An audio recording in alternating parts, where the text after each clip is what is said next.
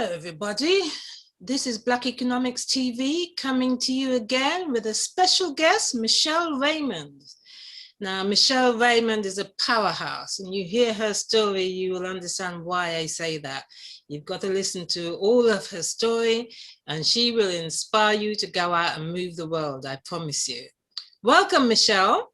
Thank you for having me. Oh, it's a pleasure. Thank you for agreeing to come.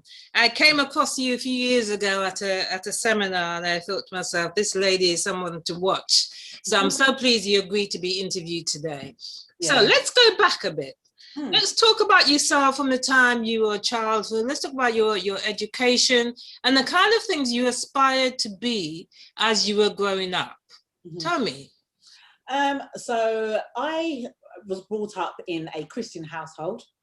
And I have remained on that Christian journey to adulthood, and being raised by a strong Christian mother has instilled a lot of values within me.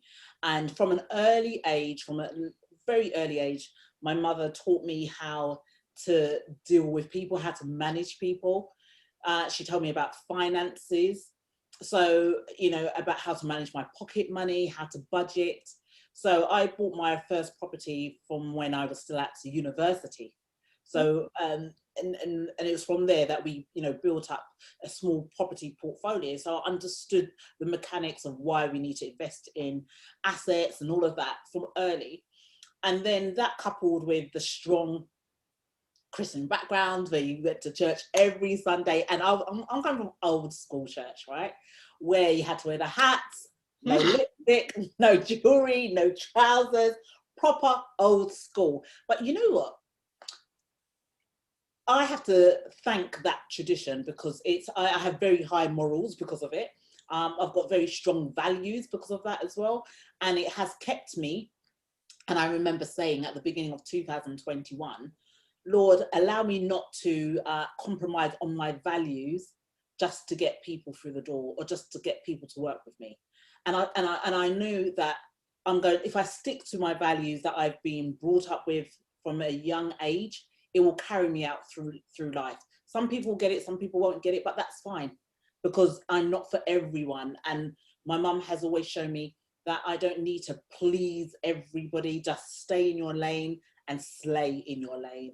And that has you know, it kept me throughout the year. So yeah, being a child in terms of my education and what I wanted to be. So I first started off as a journalist, and I love to hear about people's stories and see how I can create an angle for it and put it, you know, into newspapers.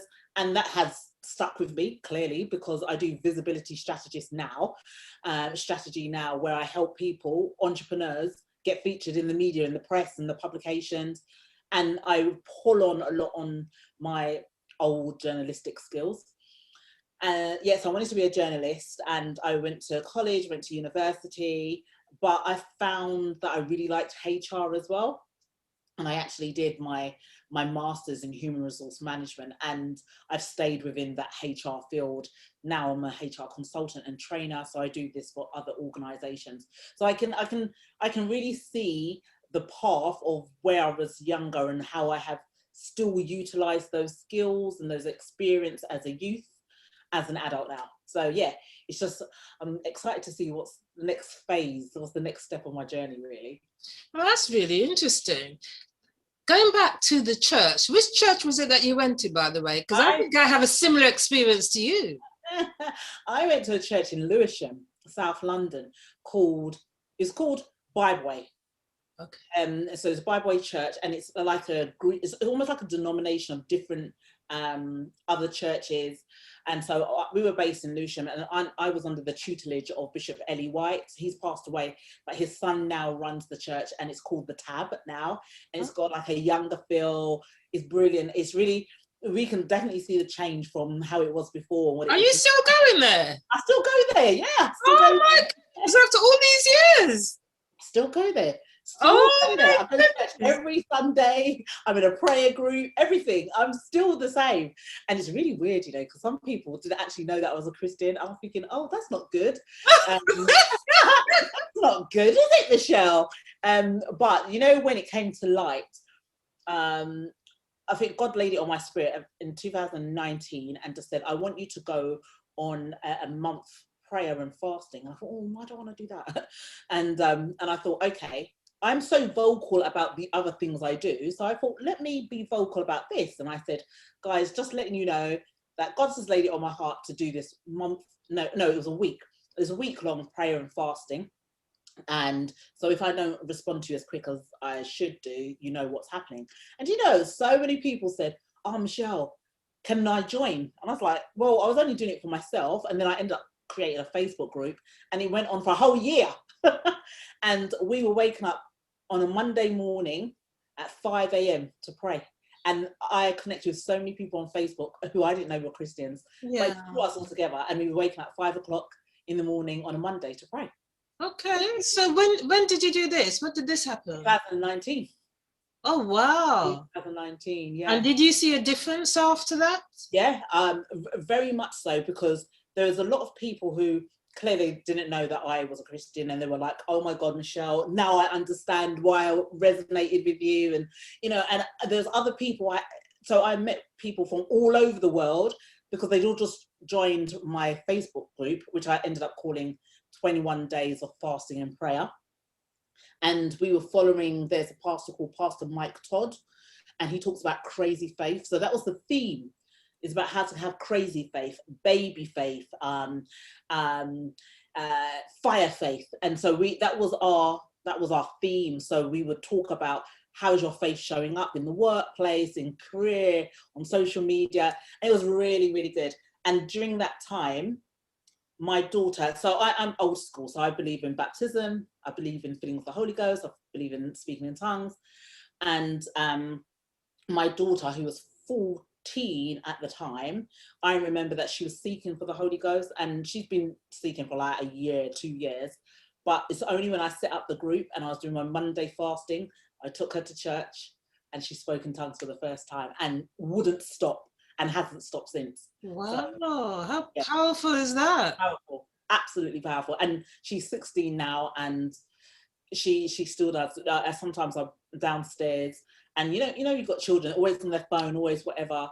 And but then sometimes I walk past her room and I could just hear her speaking in tongues, listening to gospel music, and it sweets me. Of course it does. Yeah, definitely. Oh wow. Well, this is a message to anybody who's listening who want things to change within their lives. Go on a 3-week prayer and fasting, just like Michelle did. Makes a huge difference. Yeah. Well, that's an encouragement. And snap to everything that you said. You know, believing in baptism, I do. Believing in speaking in tongues, I do. Believing very much that the church has an impact and should have an impact in your life, as well as you having an impact on the world. And I know that you are. Even if people don't know that you're a Christian, the interesting thing is you have an impact that they can't understand where that impact is coming from. Yeah, definitely. You know? And it's because you have that extra Holy Spirit power working through you. Yeah.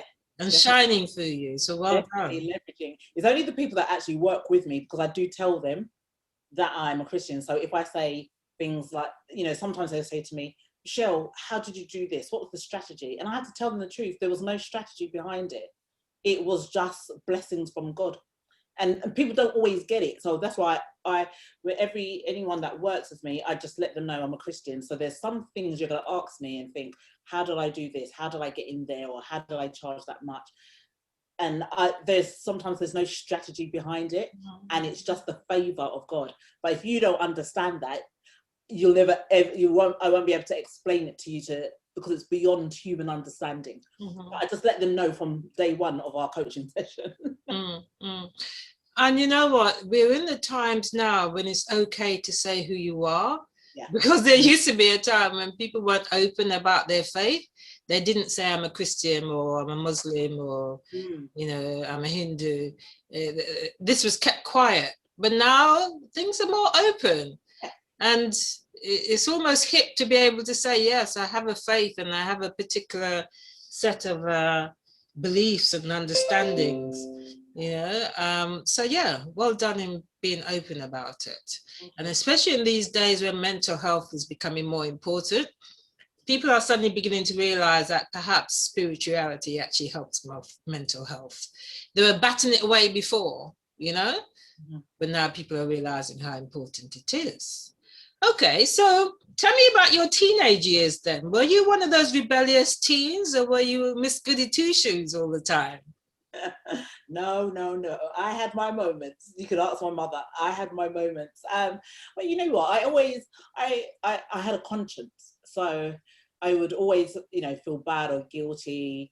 You know, I'm not with anybody else. I had my fair share of boyfriends, sneaking out the house, you know, doing God knows what. And you know, but I'd always had a conscience, and I think, oh my God, and I always remembered, do I want to be known for this? Reputation means a lot to me, you know. So I've always thought to myself, gosh, do I want to be known for this? I don't want to be known as, you know, back in the day we used to call it sket. Yes. And I thought, I don't want to be like any of those girls. So and it was at college that I started to, I think, come into myself and start to grow up and think, actually, I want to make a life for myself. I want to, you know, I come from a family of entrepreneurs. And so although I wanted to work within HR, and I was happy to be employed, to be fair, and I still don't believe self-employment is for everyone. So I was happy being employed and getting paid. I never lived from paycheck to paycheck because I've never grown up like that. So my mum always said, put money aside for your tithes, put money aside for savings, whatever's left is for you to play with. It was that way round, rather than you play with whatever, and whatever's left goes to pay your bills or whatever. I did it the other way round. So, you know, so growing up for my teenage years, there came a time when I thought, I need to be sensible now. I need to stop, you know, just going from here, there and everything, and start putting my head down. What do I want for my life? You know, what do I want my world to look like? What do I want my future to look like? And then I just started to map it down. I'm a writer, in the sense of I write lists for everything. So I have, like, even, you know, around my front room, you know, which my husband doesn't like, I've got papers on the wall, I've got post-it notes in the corner, the alcove, just because I'm very visual. So if I don't see it, I can't even believe that it can happen. So because I know I'm a visual person, I'm very self-aware of my limitations and the things that work better for me. I have stuff also stuck around the house. I take them down when people come over, but I know that I needed to do better, and I didn't do very well at school. And then when I went to college, yes, I actually got suspended from school. My mum was really upset with me. And then really? No way! Yeah, because I was just like, I wanted to be one of those girls, like, in the crowd with everybody, try to be with everybody. And I went to a predominantly black school in South London again, and got suspended. And my mum was so mad with me. And then she sent me to a school where I was the only black girl in the class. And she goes, you go learn. And my mum was very strict. And so so I went to this school, and I was the only black girl. And it was up in Kent as well. And I thought, gosh. And then when I went to college afterwards, and I went back into South London into college, and I messed about for the first 2 years. And I was just, I wouldn't say I was a bully, but I did, you know, I did get into a couple of fights because I was always showing off. Let's keep it real. I was showing off. And then the third year, I just thought, oh, Michelle, you need to come out with something, you know. And my mum and I are very, very close. And I just thought the years that she's fought for me, the years that she struggled, she put me through private school. I had private tuition, I had elocution lessons, I had singing lessons, I had everything. Wow. And for a single parent, that's a lot of pressure. And I thought, I can't then come out of college and not amount to anything. And all those years that my mum sacrificed, sending me to private school, sending me to elocution lessons, I need to come better than this. Yeah. So that was the driving force. And I thought, yeah, I need to settle down. So by my third year, I went to a different college because I thought I can't do it here. And plus, I was one of those girls, you know, I like boys, boys like me. So I just had I had like loads of boys around me all the time. I couldn't concentrate. Ooh. I taught myself to school in Kent, where no one didn't know me, no one didn't fancy me. I could just get on with my work, and I came out with better grades. Oh, oh my goodness. And your mum sounds amazing. She's the best. What did she do? What was her? So when I was at school and she was putting me through school, she was a secretary at the time. But then she started her own business and she ran a Saturday school. It went really well. She was in the news running the Saturday school, and she did it in New Cross at Goldsmith College. And then she did private tuition, then she did fostering. So she's done a lot. And now she does property management. But she gets it from her mum. And my grandma she is the ambassador, like in South London around New Cross. She's known as the Queen of New Cross. Really? Your grandmother? Yeah, her name is Michell Raymond. Really? Running for MP at the moment. Yeah. No way! Yeah. But she's like known in all of New Cross, and yeah. I think she got OBE or MBE. I think we need to have a chat with your grandmother. Yeah, so she was this, she's got 10 children, and out of the 10 children, that's my mum's peers, my mum's siblings. They all run their own businesses. They live in Scotland, in Canada, all over, and she just instilled that you have to work hard. That old matriarchal, you have to work hard. You have to go do better than everybody else. That's led down to my mum, and then my mum instilled it into me, and my poor daughter, she's getting it as well. I think that's brilliant. So that's 1, 2, 3, 4 generations that be instilled with this work ethic and entrepreneurial, ambitions. Yeah, even in quarantine, my daughter set up a business and she called it Quarantine Nails. I bought her a nail kit so that she can do false nails for the family, and she called it Quarantine Nails. Okay. Set up a little business doing that. Good for her. Good for her. Wow, that's amazing. Okay, so you mentioned that your mum did fostering, which is interesting, and that's something that you got into later on as well. Tell us about that. Because she did fostering, I became a nominated foster carer. And so I didn't actually have my own foster children, but I had hers, because then she was doing lots of traveling. So I was looking, and we had our foster children. They came from, were very diverse in terms of the family, because they were from Eritrea, from Malaysia, from Thailand, and I'm married to a Thai. So we tend to say a few things in different languages because we had to like pick it up.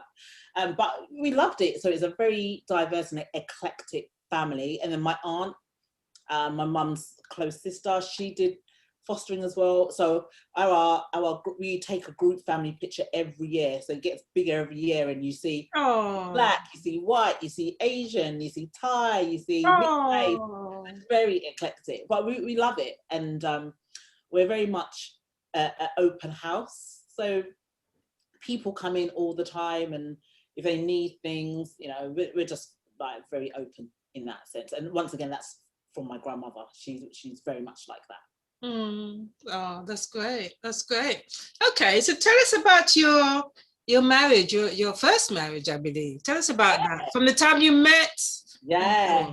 Oh, yeah, that was a journey and a half, We met in church, and we met through singing. Actually, we met through singing because apart from actually being a HR consultant, trainer, and visibility strategist, I also sing. So, and lady of many talents. Yeah, and I actually sing professionally. So I'm not singing in my shower. I sing professionally. So I've had the opportunity of traveling to many, many countries that I wouldn't have been able to travel. Wow. In terms of like Japan, gone to different parts of Asia, just traveling singing. Eastern European countries like Poland, Czechoslovakia. So I've sing with a choir, and I've also got an agent. And so I got to sing at celebrity weddings. Some of them like Jordan, Jordan, you know Jordan, who was married to Peter Andre, sang at her wedding. Yes. Mm-hmm. And another wedding we sang at, she does like Sky Sports. Her name's Gabby Yoreth.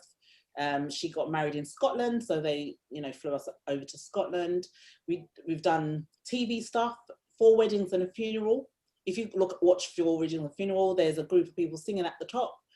That's where we are there. And our footballers' wives that used to come on TV. So we've done little things. And, I've sang at the Brit Awards a number of times at Mobo. I've sang for Stormzy, sang for Madonna, and he's passed away now, Luther Vandross. So, we've done, and then this is how I met my ex-husband at the time, because he was singing as well.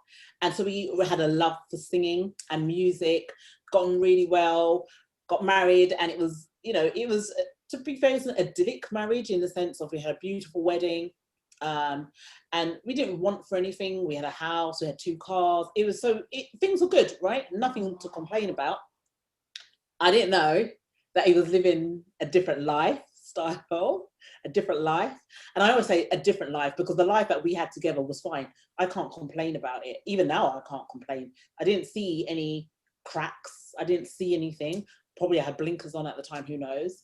But I didn't see anything. But what transpired was that he was found guilty at the time of molesting children in the home that we shared together back then.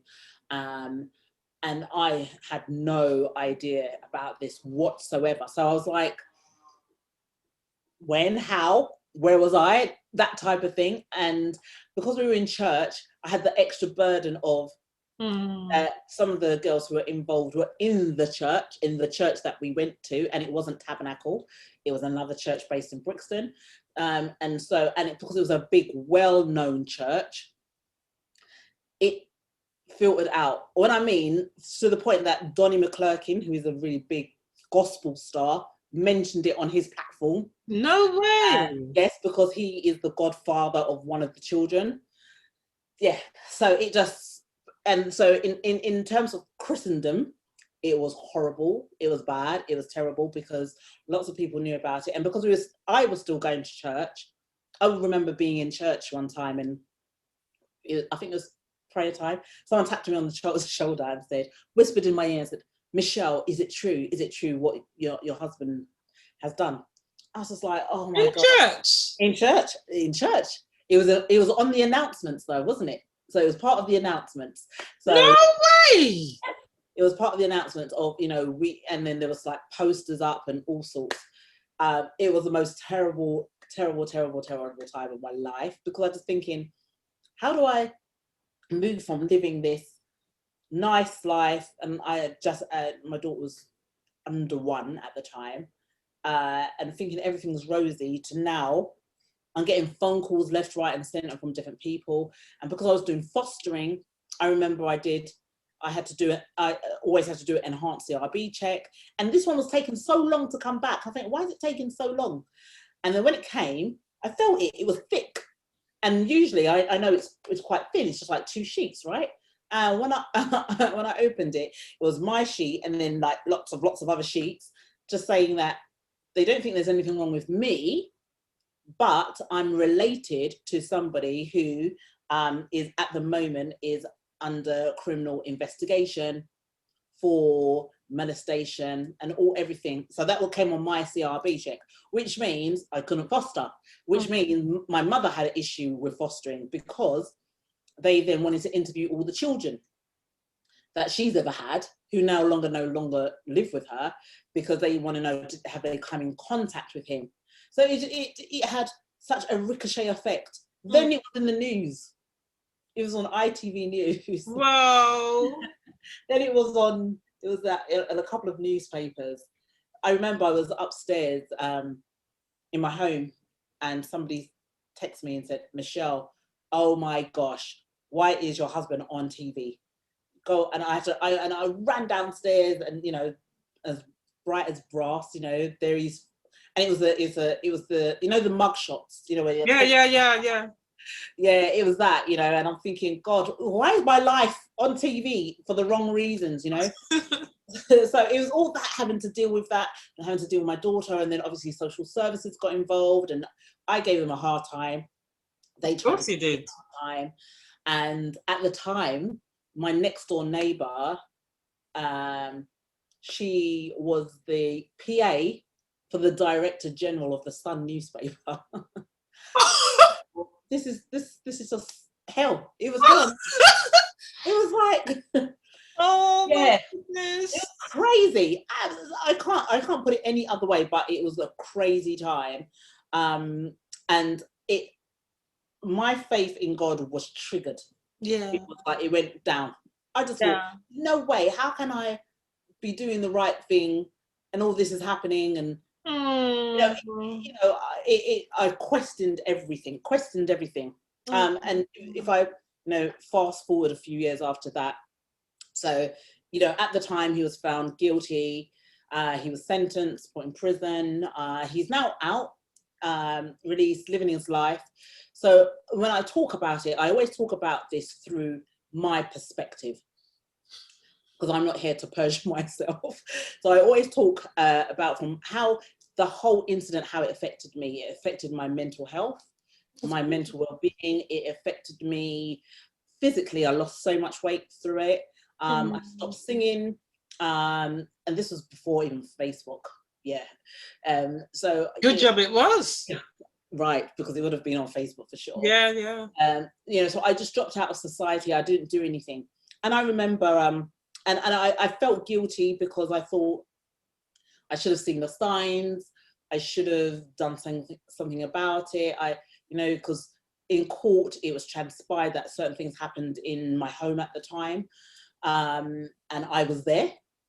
I was upstairs, apparently, putting my daughter to bed, and somebody was being molested in my kitchen. So I had an overwhelming guilt as a mother. Why did I not see it? Are you so blind? Was there things there that you saw but you didn't want to be open-minded to? You didn't want to believe it. So lots of things going through my mind, and I did fall into depression, and I wasn't looking after my daughter properly at the time.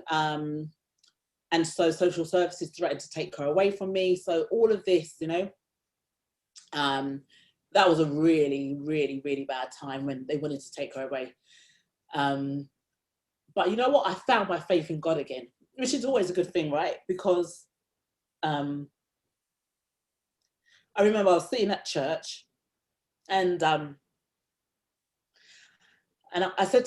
was sitting down, and the preacher said, "Be transformed by the renewing of your mind." That will never go from, I will never forget that. And I sat there and I thought, Michelle, you're not to blame. Why are you stopping? Why have you stopped singing? Why have you stopped doing what you're doing? You're not to blame. You're as much as a victim in this as everyone else. And when that just triggered, I said, God, if you give me the strength to get out of this, I make a promise to you, and I make a promise to the world, that I will never be invisible again. That was the promise I made. I will show up and I will make my light shine everywhere. And this is the declaration and the promise I made to God. And God said, if you stick to that, I will hold your hand. You will never want for nothing. That's when everything changed. I heard God audibly in my ear, Wow. And since then, I've never looked back. Never. Never looked back. So I do what I do. People say, Michelle, how do you do what you do? How do you, you're doing this and you're doing that. I've got strength beyond human understanding, because I made a declaration that if I get out of this, I will be visible for the right reason. Not because I was seeing, in the newspaper, it said I'm the wife of the paedophile. Oh my God. That was my name. That was the title I wore. Oh. And I said, never. So, and I still haven't reached the promise, but I'm walking in it daily, and there's more to come. When Absolutely. people say, oh, you do so much now, you ain't seen nothing yet, because I haven't fulfilled my promise. And because God got me out of it and put me back in my right mind, they didn't end up taking my daughter away from me. I found a new home and a new husband and a new life. Yeah. I've got too much to be thankful for to keep quiet. Yeah. Well, thank God, that you are still with us in your right mind, and you are. I think you're like a superwoman, and I really think that people that go through trauma in their lives, when they come out of it the other end, they are stronger than people who haven't been through things. When you pray, you actually feel closer to God. I mean, I'm thinking of times when I've had trauma in my life, and then there's a period of time when you almost can't pray, but then when you do, when you get through that part, you are like a superwoman, Michelle. And I know that you're affecting so many people now. Tell me, from the time you found out initially to the time you prayed that prayer to God in church, which turned your life around, how much time elapsed then? How many, are we talking about months or years? Years. Really? How many years? 2 years, because I think he was incarcerated at the time, and I was trying to fight for the house and to put the house just all in my name and all of this palaver. But so I think probably like a year, probably 2 years might have passed. And I just said, I just need to get out. And it was at that point when I said, I just need to wake up now. I need to get out. I can't be in slumber for ages. So that's when I thought, right, let me take control. Let me take the house back. Let me show Shan that I'm a strong mum, that, it can't see me upset and crying all the time. And that's, so I was about a year and a half lapsed where I just thought, it's time to get up. And for people who might be going through things, a year, 2 years sounds like an eternity, but it's almost as if you have to go through a period of time when you're getting over what happened. You can't sort of switch immediately. That must have been hard. How was your mum? I know your mum supported you with this. How was she? It hurt her so much, her so much. And because I'm her one daughter, so I have siblings through my father, but for her, I'm her one sibling, and to see me cry, to see me go through pain, and it broke her. I actually ended up delivering a TEDx talk about this, called The Invisible Victims of Crime, where I wanted to give people a perspective of when crime is committed, that is so quick to say, oh, where was the parent in there? Or why didn't the wife do something? But to actually see that the wives, the sisters, the brothers, the mothers of the perpetrator, they go through pain themselves. And it's about showing compassion. Because at the time, the people who are my close knit, they showed compassion. But then obviously I had a secondary level of network or people who they started, moving away from me. I had people, I remember walking down the street that we used to live, and someone, because my address was in the newspapers, someone spat in my face and said, that's all I deserve. No. I should do something about it. I had people put bricks through my window and, call the police about it. And they were saying, well, we can't say it's related to that. And I said, well, no one else had put a brick in my window before my address was in the newspapers, so all those kind of things. So, and then I ended up leaving my home, and I lived somewhere else for a period of time. And then I rented out that property and stuff. So, and my mum saw me through all of this. But like I said, we come from a very strong praying family who kept us through, kept me through. And the thing is also, when you're part of a church, when this kind of trauma happens, they're not always as supportive as they should be. No, they weren't very supportive, to be fair, not at the time. And I see that they had to put almost like a stake in the ground to say, we're not going to tolerate this. It's, and I understand that. But you know what, years went past, and I couldn't speak. I've not gone back to the church, to be fair. And my mum had said to me a couple of times, let's go, because it will be healing for you as well. And I said, okay, the healing, what I want is to make sure that all the young girls who are involved, that I want to make sure that they're okay now as adults. And one of them had reached out to me and said that she's putting on an event, and she put on this beautiful event. And I tell you, it was the first time that we've spoken since then, because at the time I was just like mad and like saying that they're all liars, and my ex-husband didn't do anything, they're lying, and they're just always running after him. So I was being the protective, doting wife, you know. And then obviously you wake up, and so I wanted to make peace with those girls that I had, you know, really dismissed. And one of the ladies, she's a pastor now. And she's done a couple of interviews about this, and she's got a really beautiful song out. And I remember she sent me a message. She goes, "Oh, Michelle, I'm releasing my album."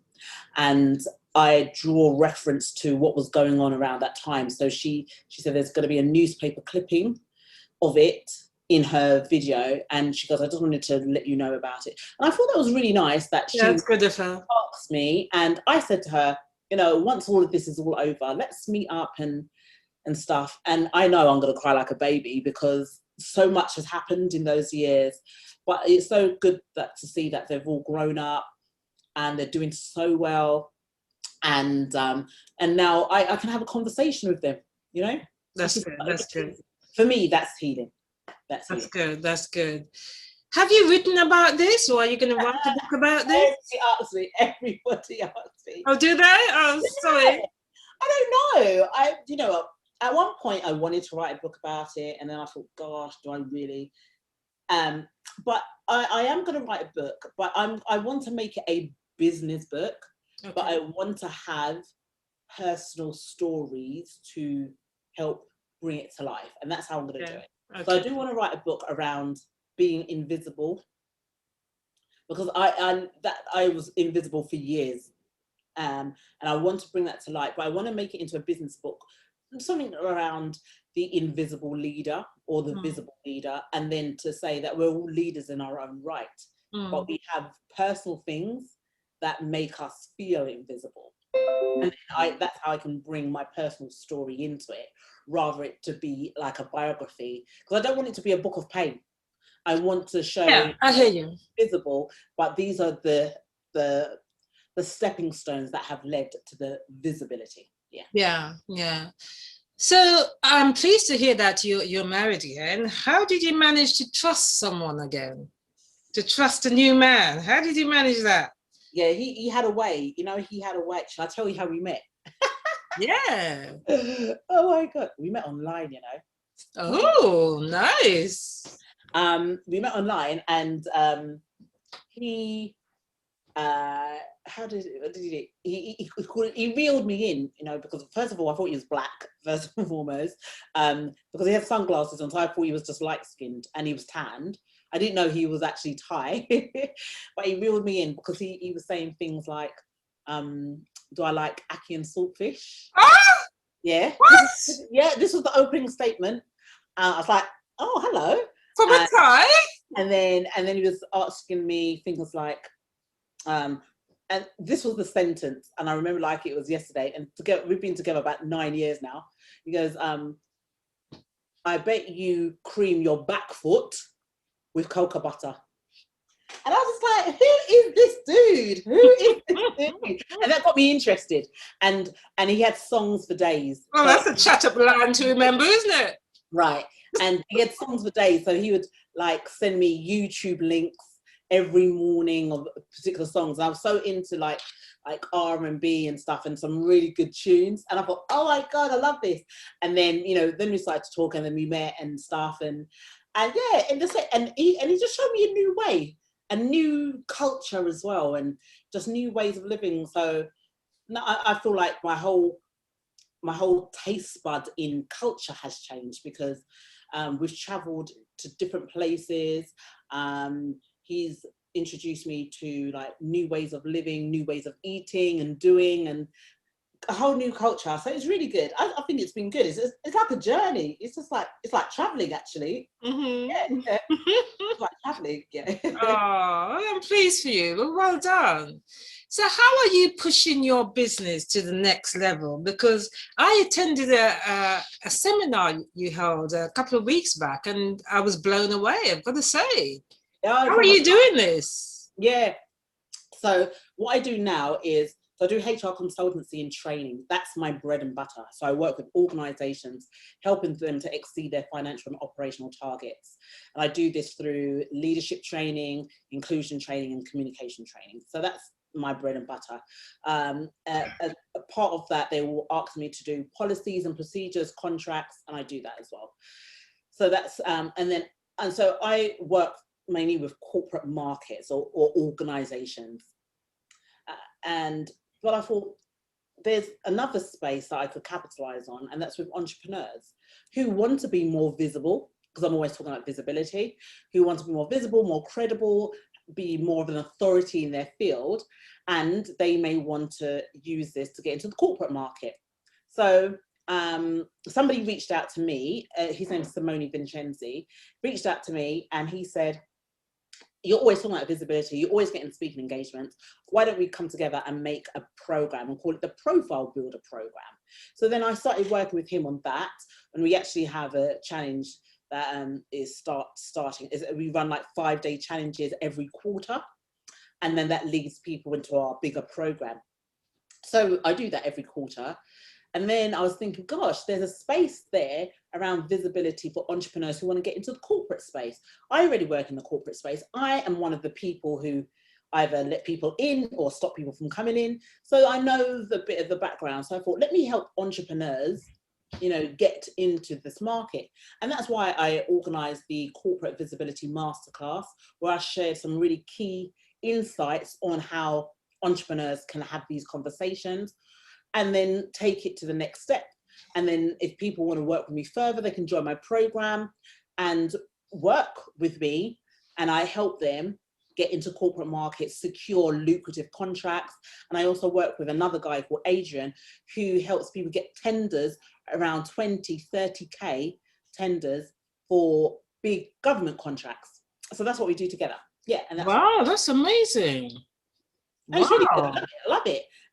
And to see people use their existing coaching experiences, their consulting, and to tweak it to fit the needs of that commercial priority, get them in, and they, sometimes they'll have one client that, to one contract with a corporate can equal up almost 100 clients. Yeah. This is how big it is, because I've got contracts with colleges and universities are 20K, 20, 30K. I could have one client. I need to get 10 clients for that. Do you understand? Yeah. Work harder. Yeah. Mm-hmm. So, makes sense. Okay, so you're helping entrepreneurs to do what you're doing, basically, which is amazing. You're helping to build up a set of people in the community as well as outside the community. Well done. So what do you find are your best marketing platforms? Where do you think you get the most response? Is it WhatsApp, Facebook, Twitter, Instagram? LinkedIn for me. Oh, really? So business to business, LinkedIn. I'm on LinkedIn every day. Well, I'm not on it every day. My assistant's on it every day. And I jump in when I can be bothered. Okay. But do you know what? You can kind of tell when it's me, and you can tell when somebody else, because my authenticity comes through in my language. But when somebody else is pretending to be you, they don't always hit the mark. Yeah, you can tell that in people's posts. Yeah. So, but yeah, I show up. Yeah, I would say every other day myself on LinkedIn. Yeah. And so that's good for business to business. I also use Facebook for the business to see, that dealing with entrepreneurs, and Instagram. I just put fun on there mainly. Like I do put business stuff on there, but I like people to see more of my personality on there. So I'll show them like my behind the scenes when I'm doing my video recording, when I'm making so much blunders and mistakes, because people too often say to me, Michelle, God, you look so good on camera. How do you do that? And they see the finished product, but I like to say, well, this is what happened behind the finished product. Yeah, you can see where I messed up my lines, you can see where I accidentally swore, you can see all of it, you can see when my cat came in and I shoved her off. Yeah. See the real thing. Yeah. Because this, no one wakes up like this. Well, It takes some work. Not that much work, I'm sure. So video is your preferred means of communication then? Oh, definitely. Which is brilliant because you shine through the screen. You really do. Thank you. You know, It's the closest way we can get to people without seeing them. This is what about people who aren't keen on showing their face though? Well, they better find another medium that works for them, because my thing is, people buy people. People buy people, and the next closest is, so I will try as much as possible jump on Zoom to talk to people. If that's not possible, I like to have a conversation. Texting and email is the furthest you can be to somebody. It's so cold, and you may say something in email communication or text communication one way, but they don't receive it that way. And because I talk a lot around communication, I use this framework about the communication model. I understand that people communicate differently. They understand and digest differently. So for me, if you see me and talk, you will feel my energy. Then my next thing is to use the phone, where we can talk and we can have a laugh. My very last thing is to send the email. Oh, wow. That's very interesting. I think most people see it the way around. Email. It's quicker, is it? It is quicker to send a text message. But you know, if somebody asks me a question and it might be a lengthy response, I use an app called Loom. And Loom, I can do it on my phone, I can do it on the computer. I can give them my response by video. And then I can email it to them. I can send it via WhatsApp. I can send it through text message. So they got the video. If I'm on WhatsApp, I'll send people WhatsApp videos as well. So, and even with my LinkedIn, LinkedIn has the functionality, you can send a video, you can send audio. So when people connect with me, I will send them a voice note back and say, thank you for connecting. You know, please feel free to have a peruse around my profile. If there's anything that you like, that you see, that you're not sure of, just send me a message and I'll clear it up for you. That's it. That's brilliant. That's brilliant. And I've received a few of those audio messages from you as well. Yeah, that's great. So you're saying number one is video, and then number two is audio. Yeah, and then text and text has its place, because you know, if it's something quick, you can just quickly text, or I use email to confirm what I've said already. But I want to build, like I had a call with Amazon this week, and they had got in contact with me and said that I've come recommended to deliver a session. Oh wow, so fantastic. He had sent me an email and said, oh, can we have a call to discuss what we're looking for and whether you want to do it. So I emailed her back and I said, why don't we go one better and let's jump on Zoom, or if we're going to talk on the phone, let's do it via video WhatsApp. She said, yeah, sure. And so we had a video conversation, because she doesn't know me. I was recommended, so I need her to get to know me without that third party recommendation. So actually having us on the phone, so I put my phone on a tripod so it wasn't shaking, and so I could use my hands and engage, and then I could see her. Like if I was talking too much, I could see. Yeah. And then when I can see her thinking, so I would say, you know, I gave her some suggestions and I said, what are you thinking? Tell me, let me know, am I on the right lines, or do we need to pull back, or do we need to bring more of that? So you could gauge your conversation based on the body language. Based on body language, yeah. Wow. And then what we said in that video conversation, I said, what I'll do, I'll put together a little brief for you so you can send to other people. And then I wrote it down in a brief as a PDF, but then I did a video as well. And I said, just to recap what's in that proposal, this is what I think we can do. These are the dates that I'm available. And I think this will be good for your department if they want personal branding and visibility. And I said, we can talk about this in line with their career progression. If there's anything else, let me know. This is for discussion. This is not the finished product. Let's discuss this. Let's get it right to meet your outcomes. Then you can pay me. Of course, of course. Well, I think that is a great takeaway from this interview, because if people are looking to get to the next level, you know, get comfortable with video, get comfortable with audio.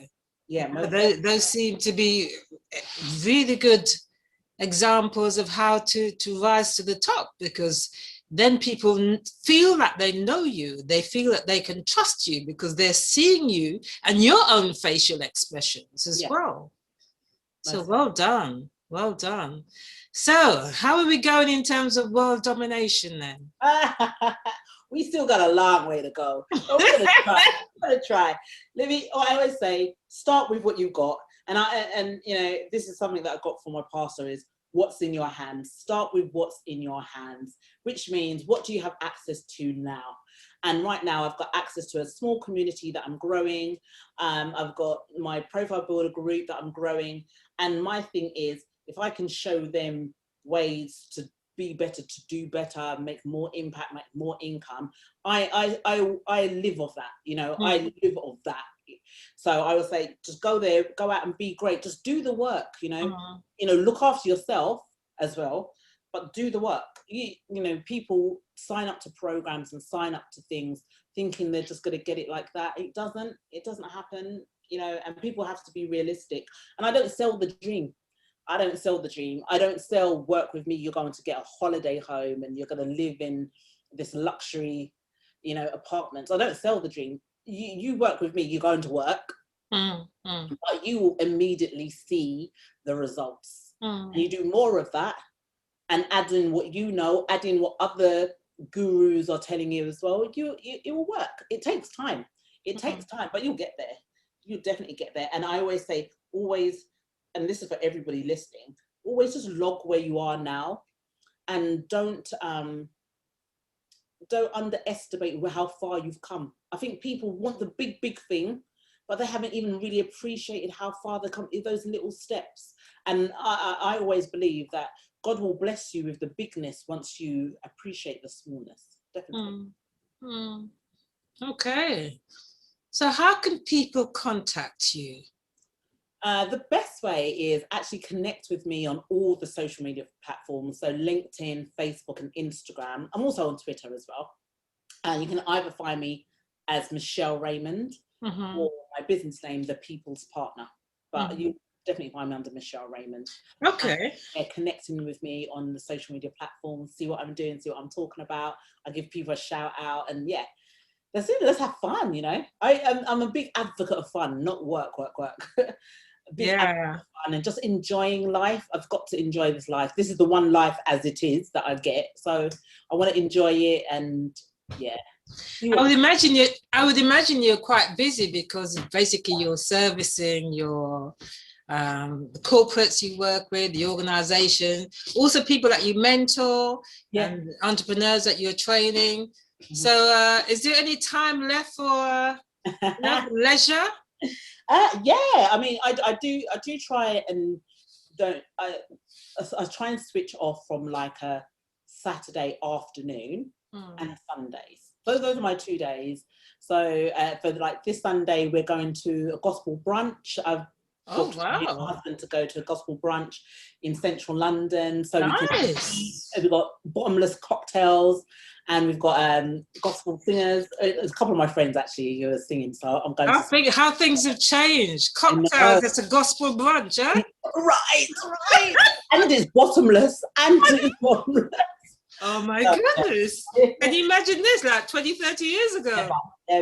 Never. So we're going there. So I'm looking forward to that. And I think you'll have to give us details of this, all right? Yeah. I can put it underneath and help grow that business as well. Yeah, exactly. So it's going to be fun. So yeah, try and do fun. And I'm booking to go to the seaside with the family over the weekend if the weather still holds out. So there's different things. So I try and do that, because I have a tendency to get overwhelmed, And when I get overwhelmed, I get upset. Yeah. And this week I was feeling it at the beginning of the week, where I just felt so overwhelmed, like too much, I'm doing too much. And because the nature of my work, I'm doing different things at different times. So the mind is context switching, and it's not good for mental well-being. Okay. So, you know, I'll be coaching somebody on visibility now, and then I get an email from a corporate company saying, Michelle, I need you to do like this data research on our competitors and something like that, or I'm bringing someone back from furlough. So I'm context switching, and then I'm thinking about my program that I'm running. I want to make sure that they're going to get so much value on that. Then I'm speaking at a conference, and I have to think about what am I going to be saying there, because I don't use notes. Really? Yeah, and wow. I rehearse it in my head. So if everything crashes, you know, I can still do it without it. And I'm using a new software for that I'm going to trial out. So all this in my head, I just need time out. So yeah. Well, I tend to find that people that don't use notes, they're so talented in that they can hold an audience without. Yeah. And I don't want it to be about that. So I'm not even using slides. I've got this new software where it's me, and it's got captions that come up. So, but it's not slides, and I can show a video in the background as well. So I'm trying it out for the first time. Yeah, you hold your audience better. People that do that, they really hold the audience. And people want to be engaged with you and not absolutely, and they can see your eyes and they can see your expressions. So well done, good on you for that. Are you still involved with your church? Yeah. What do you do? So at the moment, I'm part of the business forum. So it's called the TAB Business Forum. Brilliant. And that's focused on entrepreneurs in the church. That's good. So the same thing I do with secular, you call it secular people, I make sure that I do it with my church as well. I think that's excellent. Yeah. That's the thing that churches need to do. And this has been something I've been saying for a while. A lot of churches actually ignore the fact that they have entrepreneurs in their midst. Mm-hmm. And if only they could get those people together, those people could feed off each other and help to grow their business even more. So what you're doing sounds brilliant. Yeah, good. I hope that other people will take this up as something they can do in their church too. Well done. Well, thank you so much for doing this interview. Mm-hmm. I see that you are one of those that's going to go even further than you've gone before, and we shall certainly spread this video far and wide, because you've got a lot of things that you can teach people. I think everything you've said today is teaching a lesson, so thank you so much for that, and thank you for being so open and candid. To the audience, I must say that I did ask Michelle at the beginning, you know, if we could talk about certain things, and she said yes, she's fine with it. So, you know, I don't want people to think I sort of waylaid you. You were prepared to be open because you knew that as you were speaking, you were helping other people who might be in similar or even worse situations. So I just want to say thank you for that. Thank you. Thank you for having me. Oh, it's a pleasure. It's a pleasure. I mean, you've blessed me, and I know you will bless other people. So thanks once again.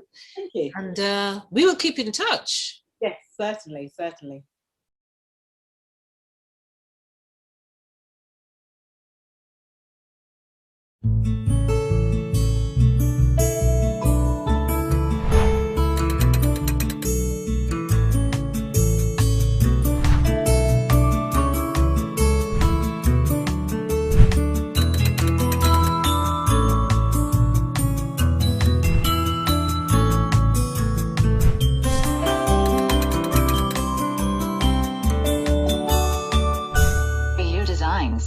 Fashion and furnishings.